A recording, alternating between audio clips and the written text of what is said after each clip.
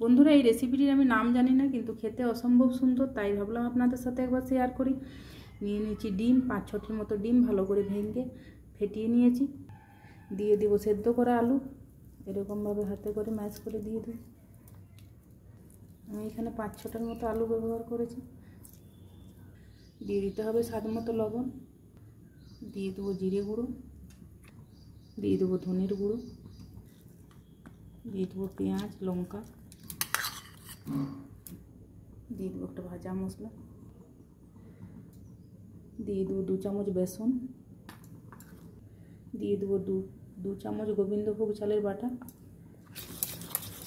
ভালো করে গুলিয়ে নিতে হবে।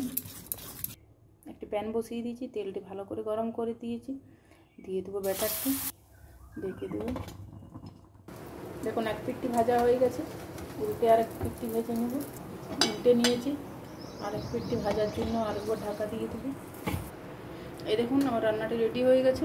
বন্ধুরা, কেমন লাগলো আমার ডিমের এই ইউনিক রেসিপিটি কমেন্ট করে জানাবেন। দেখা হচ্ছে নতুন কোনো আরেকটি ভিডিওতে। ততক্ষণ ভালো থাকুন, সুস্থ থাকুন।